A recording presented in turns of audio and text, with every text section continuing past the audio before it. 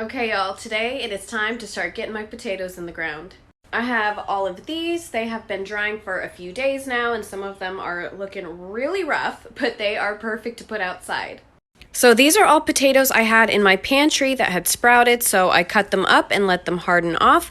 I'm going to be doing these ones in a raised bed outside, and then I also have potatoes that sprouted and I left them whole, and I'm probably going to be doing these in a container. So this is the garden bed I'm going to be using for planting my potatoes in. It was not my original plan, but it's what I ended up deciding on. There's a lot of space here that I can plant the potatoes, and then I'll have a lot of room to hill them up. With the size of this raised bed, we're going to be able to fit a ton of potatoes in here. So I went ahead and weeded it out. I put all the weeds in a bucket over here because I'm going to compost that. I am going to plant one potato per square foot. So I'm just going to nestle it in like this, and you want your sprout side up. I'm not worried about the ones that got moldy. If they end up rotting in the soil, then I will just keep checking on them and pull them out if they rot and replace it with another potato. Sometimes it happens. Sometimes the soil's just too wet. Sometimes the potato seed just isn't good. It definitely happens. I don't worry about it too much. I'll just check periodically, see if roots are growing, see if the sprout is growing upward. If it's not, I will take it out and replace it. If it is, I will leave it just where it is. Okay, so you can see my placement here. I'm gonna have probably enough potatoes to do about half of this, and then I will have more room for more potatoes. Each one of these is going to grow like this. It will grow upward from the sprouts, and then I will just keep putting more and more on top of it as it grows, leaving the greens on top uncovered. So I am just finishing covering up all of my potatoes here.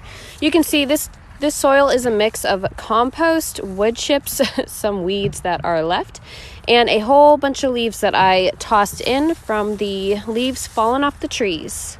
With the amount of potatoes I had, I got done to about right here, so I've just marked off this spot so that way I can come back and I can plant more potatoes here.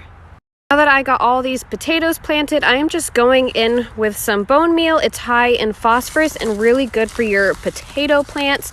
You can see these lighter areas where I've already tossed some in, but I am just going through and loading up my potatoes with it. Potato plants like low nitrogen and high phosphorus and potash. Potash. Is that how you say that? Okay, I watered in my potatoes really well, and now I am just going to keep an eye out for the sprouts popping up. If there's a whole bunch in one area that have popped up, and then there's one area where nothing came up, I will make sure to check that potato to see how it's doing. Not all potato seeds will make it. Sometimes it just happens. It's also still winter, so these might come up slowly, but potatoes are a cool weather crop. And around the time I am pulling these out is when I would be putting sweet potatoes in. I am so excited for these. I'm going to finish planting up this area as well.